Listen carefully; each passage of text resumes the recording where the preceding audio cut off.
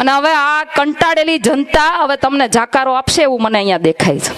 હું ગોંડલની અંદર જ્યારે જ્યારે જે ગામમાં જાઉં છું, લોકોની પીડા સાંભળું છું, લોકોનું કહેવાય ને કે એનો જે ડરનો માહોલ છે એ જોઉં છું.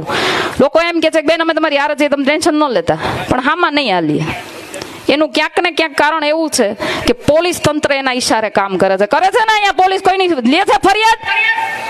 અહીંયા પાછળ બધા ઉભા છે પોલીસ વાળા, બધાને હું કહું છું જોજો આ પીડા જનતાની છે, સાંભળી લેજો તમે બધાય. આ પોલીસ વાળા અહીંયા કેટલા ઉતાર્યા છે? લગભગ 50-60 જેવા તો ઉતારી છે. વધારે હે ને?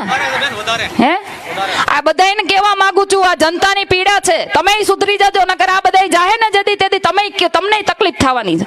આ જનતાનો ગુસ્સો તમારી ઉપર એટલો જ વરસવાનો છે. એટલે ધ્યાન રાખજો. તમને પગાર મળે ને જનતાની સેવા માટે મળે, જનતાની રક્ષા માટે મળે. તમને કોઈ નેતાના ઘેરેથી પગાર નથી જતો ભાઈ. પણ હવે આમાં એવું છે ને કે આપણા ધારાસભ્ય બહુ ભોળા પડે છે. એપીએમસી ની વાત કરીએ તો મને હમણાં ઘણા ખેડૂતોએ કીધું કે બેન હાજે હારો ગેટ તોડી અને કરોડોના ભ્રષ્ટાચાર કર્યા છે. પૈસા કોના? ખેડૂતોના. કરોડો રૂપિયાના શૌચાલય બનાવ્યા છે બેન, કે એકવાર જોવા તો જજો, તમને કે ગોઈતું નહીં જડે કે આમાં હું નાખ્યું એવું તો કરોડોનું. પૈસા કોના? ખેડૂતોના.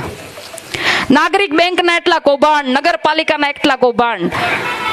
હું સ્ટેજના અહીંયાના માધ્યમથી બે વાત તમને એવી કરવા માંગુ છું કે ધારાસભ્યની ઘેરે ડ્રાઈવરના, એના બોડીગાર્ડના અને એના બધા પગાર એપીએમસી માંથી ચૂકવાય. બોલો, આ હું નથી કહેતી હો, અહીંની જનતાએ મને કીધું હે.